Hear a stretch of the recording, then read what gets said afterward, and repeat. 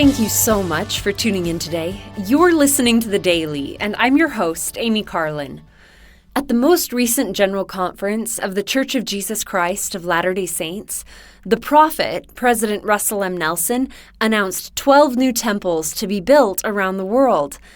This is really exciting to me because when my mother was born, and it wasn't that long ago, there were only 12 temples operating on the earth.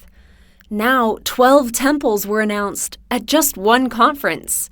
God's children have access to 159 temples operating worldwide, with 42 announced or under construction.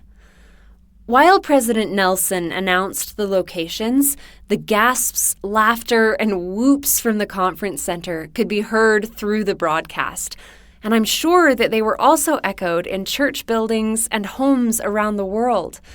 Some people may wonder why members of the church get so excited when new temples are announced.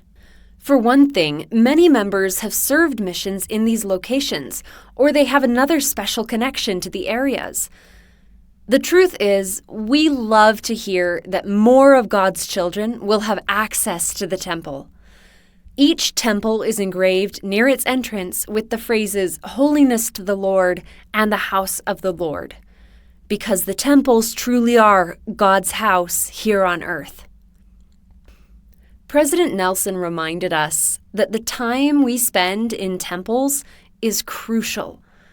There we can complete important ceremonies and make covenants or promises with God. We need the ongoing strengthening and tutoring that comes in the house of the Lord. Visiting the temple encourages us to focus on Heavenly Father and Jesus Christ as we receive instruction, seal ourselves to our families for eternity, and perform services on behalf of family members who have died. We learn about our progression from life before birth, our life here on earth, and what will happen to our spirits and our bodies after we die. Temples aren't secret, and they've been around for millennia.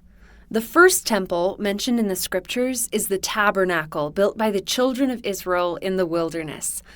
Other biblical temples include the Temple of Solomon, the Temple of Zerubbabel, and the Temple of Herod. The Book of Mormon also mentions temples built by the Nephites. The Church of Jesus Christ of Latter-day Saints offers public open houses each time a new temple is built before it is dedicated. The ceremonies performed in the temple are sacred, so a recommend is required to enter them after the temple is dedicated to God. Temple recommends are issued to adult members of the church based on worthiness in interviews with church leaders.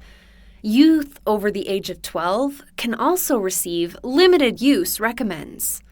A temple of God is the most sacred place on earth. President Nelson suggested that we spend time in the temple regularly and that we keep our appointments with exactness and joy. I would like to encourage each of you to learn about the temple, live worthy of a temple recommend, and visit consistently if you can. If you don't have a current recommend, you can still visit the beautiful temple grounds, which are peaceful and inviting. Thank you again for listening today. The Daily is brought to you by the Church of Jesus Christ of Latter-day Saints.